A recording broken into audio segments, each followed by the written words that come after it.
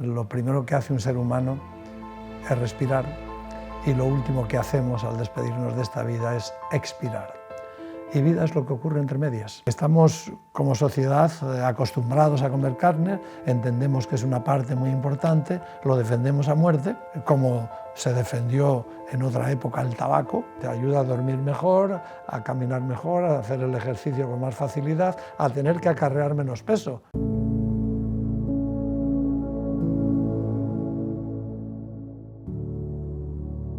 Soy Francisco López Seivane, no es la primera vez que me asomo a estas cámaras y si tuviera que definirme qué soy, no me resulta fácil encontrar una etiqueta.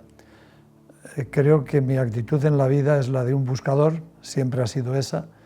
He buscado en los planos materiales y en los espirituales y bueno, en ese esfuerzo de búsqueda he encontrado algunas cosas, algunas joyitas que me parece que son muy adecuadas para compartir con otros buscadores que seguramente estaréis en otros rincones del mundo y con los que me complace muchísimo poder compartir a través del éter.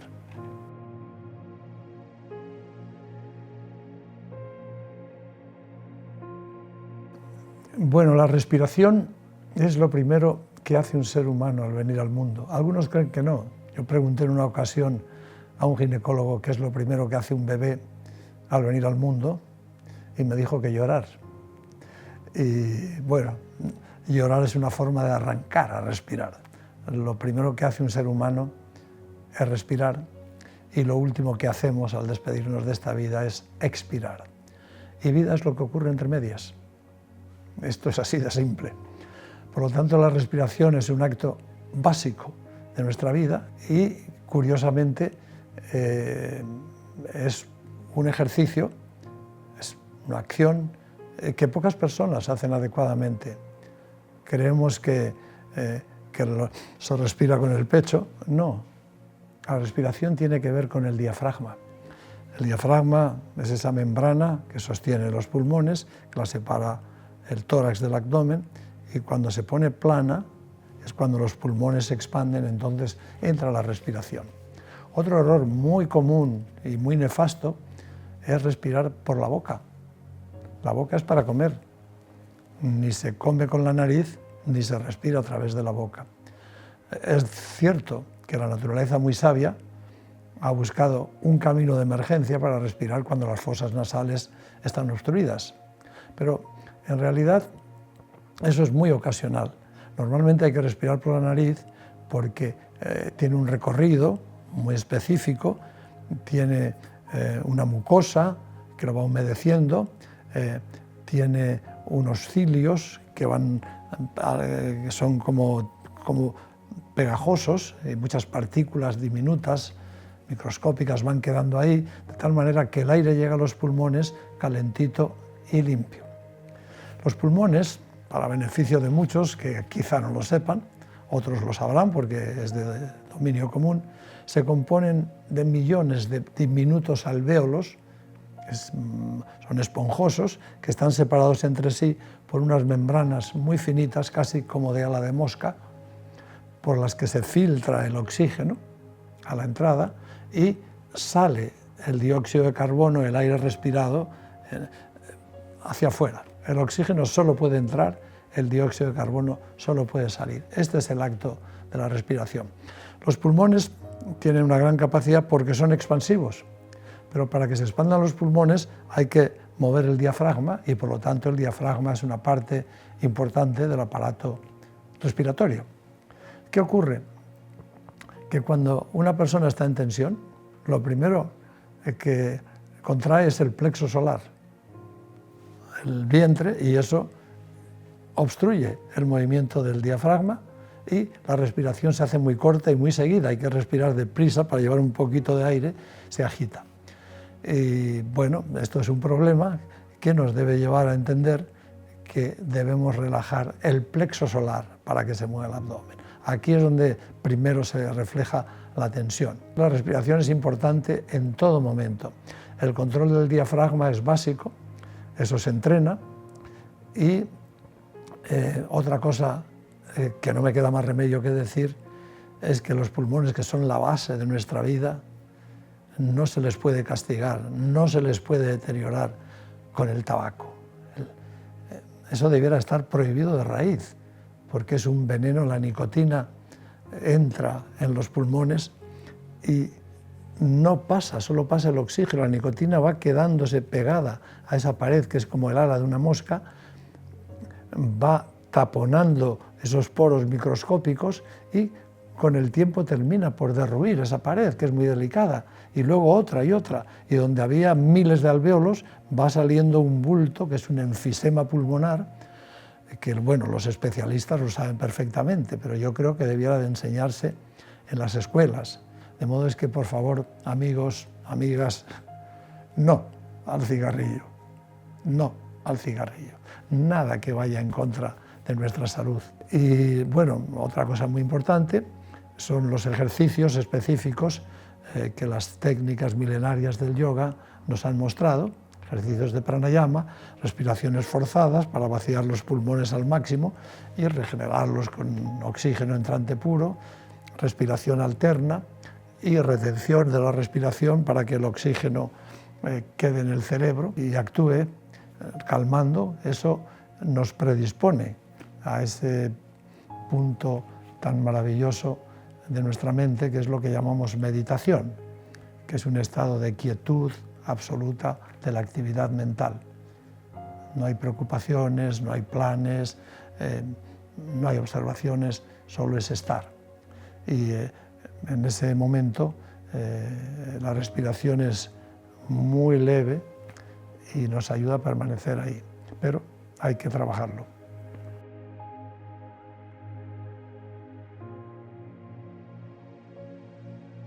Bueno, el ser humano tiene una estructura dinámica. Estamos hechos para el movimiento. Hemos restringido mucho, porque si nos referimos a nuestros ancestros, los homínidos, los chimpancés, tienen una capacidad extraordinaria de movimiento, de saltos, de fuerza, tienen un rabo que les ayuda mucho a mantener el equilibrio, cosas que nosotros hemos perdido porque no necesitamos.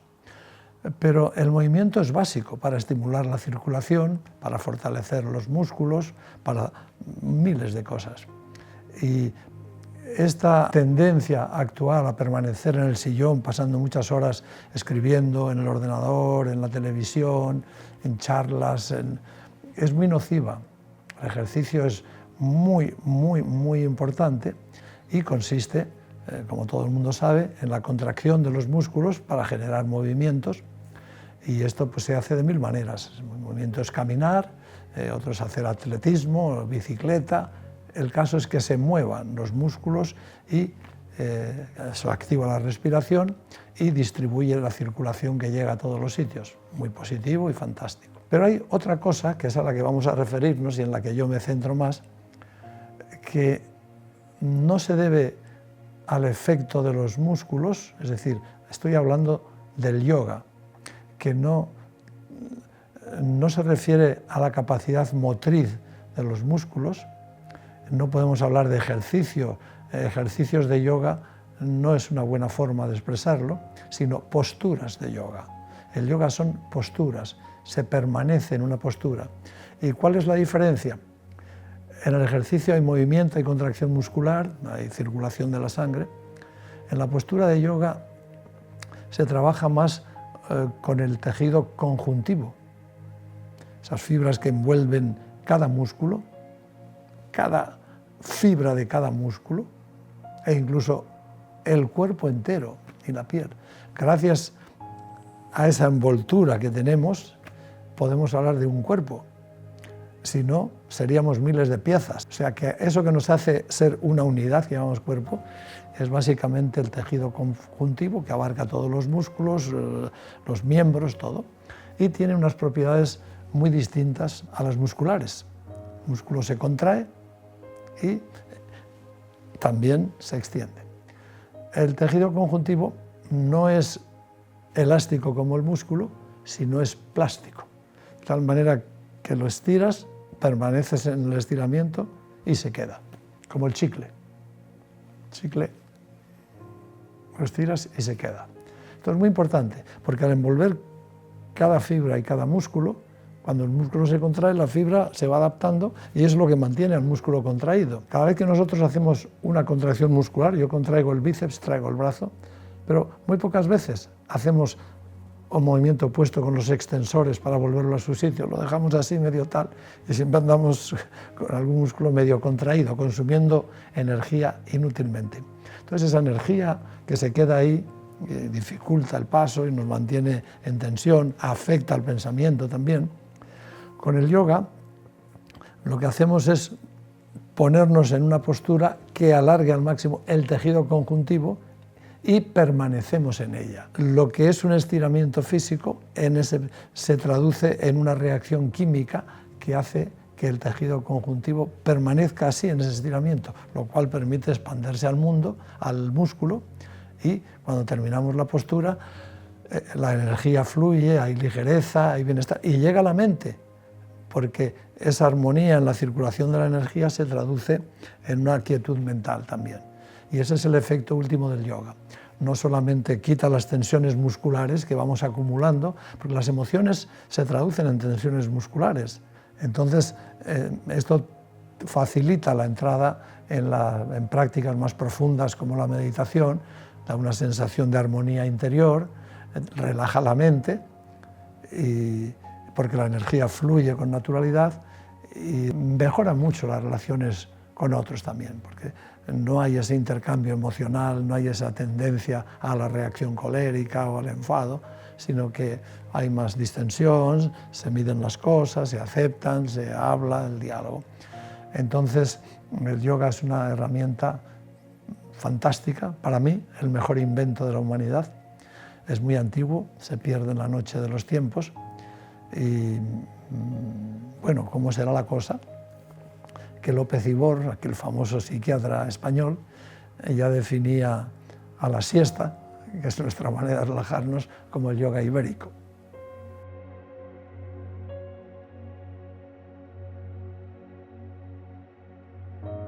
Normalmente nos referimos a la relajación como ausencia de tensión muscular, pero la tensión muscular siempre está presente en las conversaciones, sobre todo en España y en países latinos. Somos muy somáticos, ¿no? Nos expresamos mucho con las manos y hablamos con las manos, y todos esos movimientos implican tensión, porque esos músculos tienen que contraerse y rara vez los descontraemos. Y al mismo tiempo las tensiones emocionales también se reflejan en tensiones. Cuando tenemos miedo, contraemos el abdomen, se nos contrae todo el cuerpo, la incertidumbre, la inseguridad nos contrae. Hay una relación cuerpo-mente que tiende a contraer los músculos. El yoga hace lo contrario. El yoga lo que hace es estirarlos, hacer que fluya de nuevo la energía y que desaparezca esa tensión. Por eso la relajación es muy importante, es una parte fundamental en el yoga. Se hace entre postura y postura y también al final. Y cuando los músculos están relajados, la mente también está relajada, porque cuerpo y mente están muy conectados. Tensión en la mente, tensión en los músculos. Es como que los músculos somatizaran los miedos, las preocupaciones, lo que tú estás cavilando con intensidad, ya se refleja como si fuera a pasar. Y eso hace que la relajación en la mente ayude a la relajación del cuerpo, y la relajación del cuerpo tiende a crear una actitud de relajación en la mente. Esto es una técnica fundamental que se aprende con facilidad. Hay que recorrer mentalmente cada músculo del cuerpo o cada grupo de músculos e irlos enviando órdenes de relax, órdenes conscientes de relax. Y van cediendo, y entonces la respiración se va haciendo más suave, necesitas menos oxígeno, más automática, más relajada, y curiosamente la mente está quieta, no tiene angustias, no tiene ansiedad, no tiene esas sobrereacciones que le produce cualquier cosa, y eso produce un efecto de mimetismo en otros. Cuando tú estás hablando con alguien, estás hablando con naturalidad, relajado, tiendes a crear una actitud semejante en el otro, mientras que cuando lo haces con tensión, el otro está un poco a la defensiva e instintivamente contrae músculos. Entonces, como tantas cosas, la relajación hay que aprenderla, es decir, tenemos que desarrollar estos mecanismos, hacer una relajación consciente un día y otro día, junto con el yoga, y el resultado es que va cambiando nuestra actitud. Conversamos de otra manera, caminamos de otra manera, pensamos de otra manera, comprendemos de otra manera, y esta relajación, que es muy importante para la convivencia también, no es lo mismo vivir en un ambiente entre personas relajadas, que escuchan, que no solo emiten emociones. La sociedad es distinta. Con personas relajadas, la relación social es distinta. Y esto es algo muy importante en lo que el yoga pone mucho énfasis.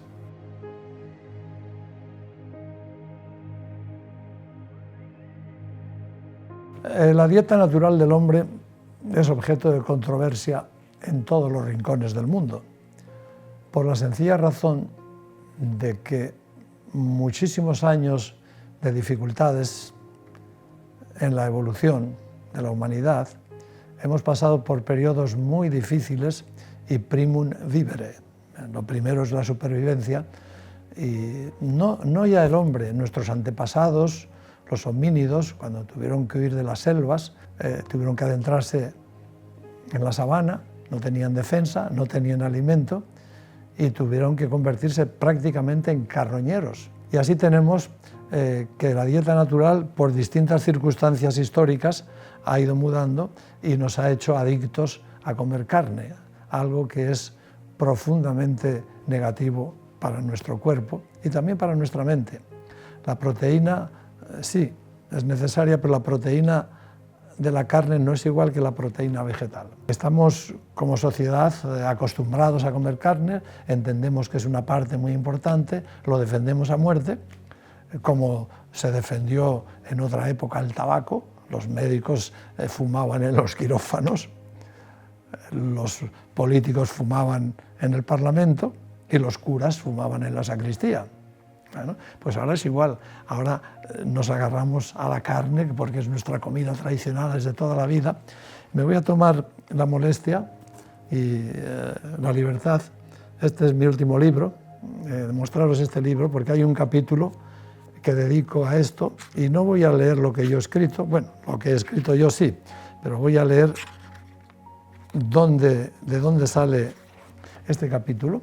Bueno, hay un grupo, un equipo de científicos holandeses que han revisado más de 200 estudios que demostraban cómo determinados nutrientes tienen efectos a nivel celular muy similares a los de algunos fármacos usados para controlar y regular las reacciones inmunes. Se centraron de forma específica en aquellos nutrientes capaces de unirse a células y provocar efectos en el sistema inmunológico. Algunas de las reacciones estudiadas fueron, entre otras, la inflamación y las reacciones alérgicas. Pero lo interesante es que concluyeron que tanto los nutrientes, es decir, los alimentos, como los fármacos se unen a las células de forma similar, usando los conocidos como receptores celulares o estaciones de acoplamiento. En consecuencia, ambos tipos de sustancias parecen desencadenar respuestas similares. La investigadora principal del trabajo, Saskia Braver, del Departamento de Ciencias Farmacéuticas de la Universidad de Utrecht, aseguró que se sabía desde hacía mucho tiempo que la dieta tiene un papel esencial en la salud humana. Hasta ahora se sospechaba que ciertos nutrientes podrían producir efectos similares a los fármacos, al unirse de forma similar a los receptores celulares, pero el campo de estudio era muy amplio y poco específico, hasta hoy.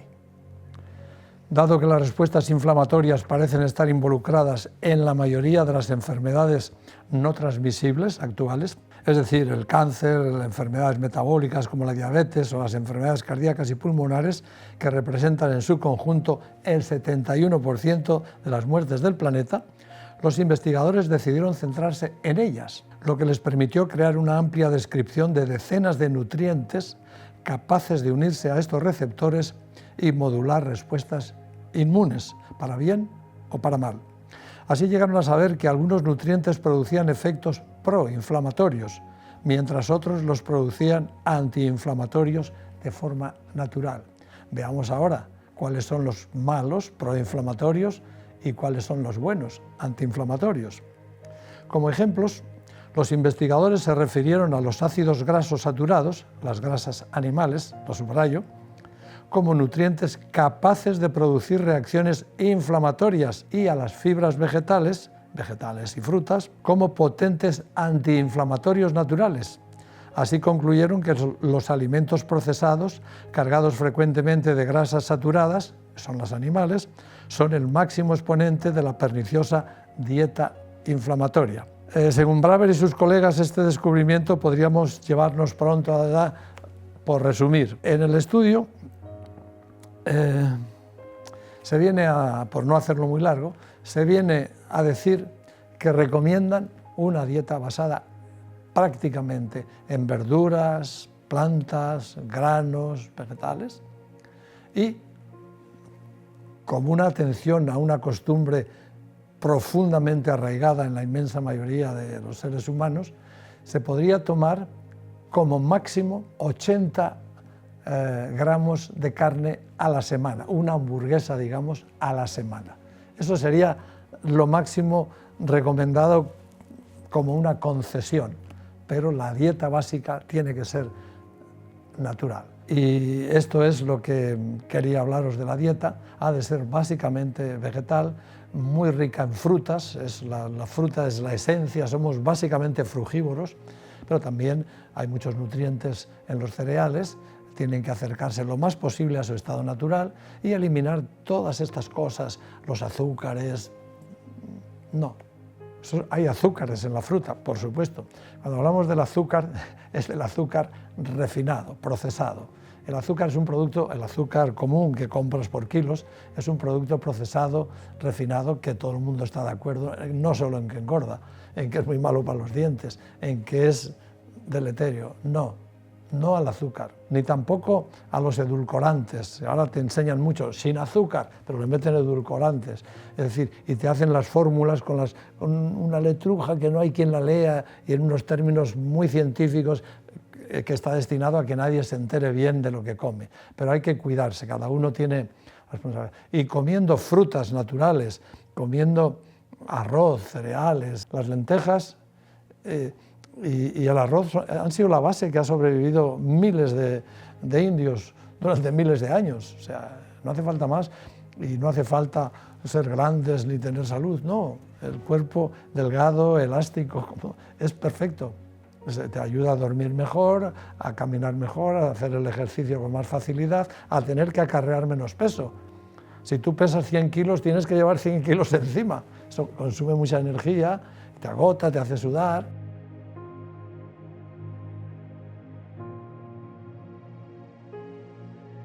Hay una cosa que a menudo nos pasa inadvertida, y es que aunque nuestros problemas son externos, problemas con los vecinos, problemas con el dinero, problemas con el trabajo, problemas con la familia, las soluciones son internas.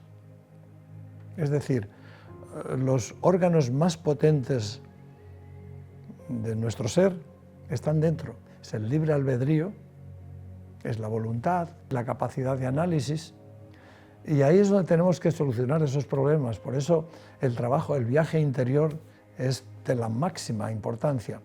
Tenemos que aprender a entrar en nosotros mismos, a olvidarnos de efectuar las cosas, de buscar resultados externos, cuando lo importante es tener actitudes internas. Los problemas externos se solucionan con actitudes internas. Hay que conocer nuestra mente, hay que entrenarla. El libre albedrío, el ejercicio de la voluntad, es algo que no tiene ningún otro animal. Nos hace responsables de nuestros actos y, por tanto, los problemas que tenemos en la vida cotidiana tenemos que solucionarlos con nuestras actitudes internas. No hay un problema insoluble, hay una falta de actitud inadecuada. Algo que te molesta, acéptalo, deja de molestarte. Y este trabajo interior es donde uno crece. Y todo lo que hemos visto antes, las posturas de yoga, la respiración, la relajación, solamente son circunstancias que tienden a facilitarnos esta introspección, este trabajo interior donde la meditación, que es una zambullida en lo más profundo del ser, nos da perspectiva y nos hace activar la voluntad. Hay que acostumbrarse a dirigir el coche desde el cuarto de mando, y esa es la mente. Entonces, la mente es la gran desconocida, somos esclavos de reacciones emocionales y en esta vida en la que nos dedicamos tan afanosamente a la búsqueda de la felicidad, estamos tratando de conseguirla donde no está. Con logros externos tú puedes obtener una alegría temporal, pero no la felicidad. Y esto es algo que creo que debe calar mucho y que merece un capítulo aparte.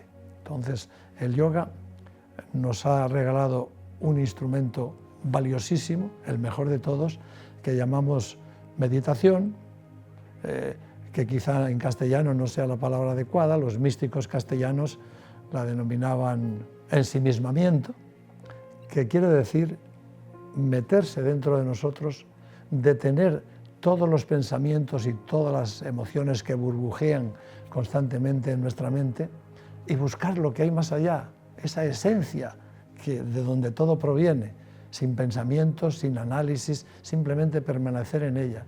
Y entonces nos encontramos una serie de cosas impensadas, ¿no? Y cuando sales de la meditación, sales como que vinieras de ver la luz. Eso es lo que la Biblia llama la transfiguración. Y claro, dura un poco de tiempo porque los quehaceres mundanos y esta mente que tenemos tan acostumbrada a esas cosas se vuelven a activar. Bueno, pues nosotros volvemos a meditar un día y otro día hasta que vamos ganando terreno y transformamos este efecto meditativo en una actitud cotidiana que nos enfrenta a los problemas con grandeza. El problema puede ser muy grande, pero a mí no me conmueve. Y bien, para llegar a este punto, que es muy fácil y muy bonito de decir, hace falta tener las energías fluyendo con naturalidad y con suavidad, hace falta que el cuerpo no nos moleste, hace falta tener una respiración sosegada, es decir, los otros puntos que hemos ido viendo son los que nos van a facilitar este último, que es la puerta de entrada a lo que yo llamo el mundo o el viaje interior, que creo que merece un capítulo aparte.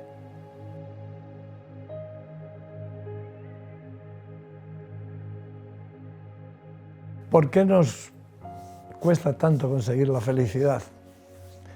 Yo creo que, sobre todo, porque no la hemos experimentado nunca. La felicidad es una utopía, es como un ideal, pero no lo hemos experimentado. En cambio, la alegría sí lo hemos experimentado. La satisfacción momentánea por el deseo cumplido sí lo hemos experimentado. Y esto es lo que perseguimos. En la vida, todo nuestro afán consiste en satisfacer deseos, innumerables deseos, inacabables deseos, que se suceden como las olas del mar, nunca paran, uno tras de otro.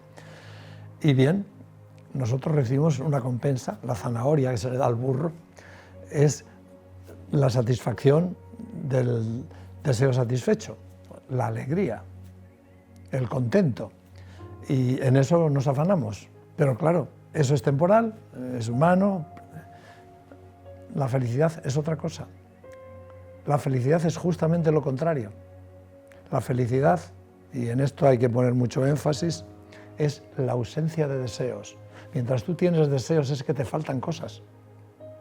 Cuando tú no tienes deseos, es que eres. Esa es la felicidad, la única felicidad, y esa es duradera, es para siempre. Eso es lo que se persigue con la meditación, entrar en un estado más allá de la actividad mental que es generadora de deseos. En el ser no solamente tenemos un cuerpo y con sus partes, pero tenemos sobre todo la base de todo, lo que nos hace aparecer individuales y distintos a otros, es el ego. Y la naturaleza del ego, su única naturaleza, es desear. Pero los deseos, como ya he dicho en más ocasiones, solo producen una alegría momentánea, muda, como muda, se llama en sánscrito. Es una alegría momentánea, pero que es engañosa, porque enseguida se va con el siguiente deseo. Y lo que nos enseña el yoga, el deseo último, el objetivo último, que no el deseo, o quizá el deseo último debe ser no desear. Estar en ese estado en el que no necesitas nada y por lo tanto no tienes deseos. Ese es el objetivo último. Cuantos más deseos tiene una persona, más inquieta. Hay 3 cualidades de la mente humana que en sánscrito se llaman sattva, rayas y tamas, y que responden a 3 actitudes de la mente humana, ¿no? Extremas, pero muy características que todos reconoceremos enseguida. Tamas quiere decir abulia, pereza, pocas ganas de moverte, una cosa casi como un vegetal. Eso ocurre, hay mucha gente en la que esa guna, esa cualidad predomina en su mente. No hacen nada, las madres se desesperan, pero este hijo mío está todo el día sentado ahí sin hacer nada, viendo la tele y no sé qué. Tamas, tamas. El siguiente, rayas, es el más común en nuestra sociedad. Rayas es actividad, burbujeo, buscar deseos, satisfacerlos, pelear por ellos, estar en la pomada, estar en la movida, ir corriendo, cantar, gritar, ir a las discotecas, tener la mente siempre ocupada en mil cosas, fumar. Es un estado de mucha inquietud, de mucho desgaste, que te lleva al psiquiatra antes que a la paz, ¿no? Pero es muy común en nuestra sociedad, sobre todo entre los ejecutivos ambiciosos, quieren conseguir más logros, vender más que el vecino, ganar más dinero, tener más fama, ir más lejos, viajar, salir más en la tele, qué sé yo. Y luego está sattva, que es todo lo contrario. Sattva es armonía, es quietud, es interiorización, no corres, no te excitas, porque ya estás. Hay uno que no corre porque es perezoso, hay otro que no corre porque ya llegó. Esto es sattva. Y sattva se expresa en la armonía, en la manera de hablar, de comunicarte. La gente siempre está contenta con tu presencia porque siempre aportas algo, no exiges, o cuando exiges es algo positivo. Siempre tratas de acallar, no de crear conflictos, sino todo lo contrario, de armonizar. Tratas de ayudar, de buscar cosas, de aportar, y claro, la gente está encantada de conocerte y de tal. Y en estos parámetros nos movemos. Nadie es perfectamente sátvico ni perfectamente rayásico, esto influye en los momentos del día, las actitudes, pero estas gunas o cualidades sí que predominan. Entonces, el yoga es una ayuda extraordinaria que te lleva de tamas a rayas, y de rayas, te calma con la meditación, te hace ver las mieles de sattva y poco a poco vas queriendo estar en sattva. Y para vivir en sattva, la mayor parte del tiempo, hay que practicar el yoga y la meditación. Cuando terminas la meditación, tu mente está en sattva. Después, las circunstancias del día, tal, te vuelven a poner rayásico, pero poco a poco vas estando en raya. Y este es la labor más importante de cualquiera de nosotros en la vida. Solo en sattva somos felices. Y la felicidad es para el que se la trabaja. No es algo, un regalo que te ha dado la vida. Tienes que trabajártela y lograrla. Y tu mejor herramienta es el yoga.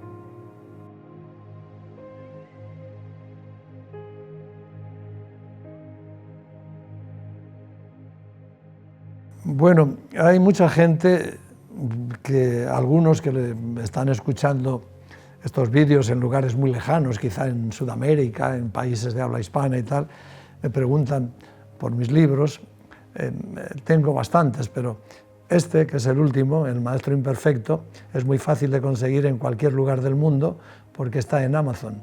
Solo tenéis que poner El Maestro Imperfecto y mi nombre, Francisco López Seivane, y podéis haceros con él. Creo que es un libro muy interesante, es muy grueso, se pondrán muchísimas preguntas y además es una novela, o sea, es entretenido. Por lo demás, ya me queda poco de vida, tengo prácticamente 80 años y cada vez más estoy decidido a emplear el poco tiempo que me quede y las energías en tratar de transmitir estos principios para que la gente encuentre su camino y su paz, ¿no? Así que estoy a disposición, estoy dando cursos ahora sobre estos 5 puntos que hemos hablado. en lugares, en ciudades, yo qué sé, donde me llaman, siempre estoy dispuesto a ir, y si alguien tiene interés, pues que se ponga en contacto conmigo y yo con gusto atenderé todas las demandas.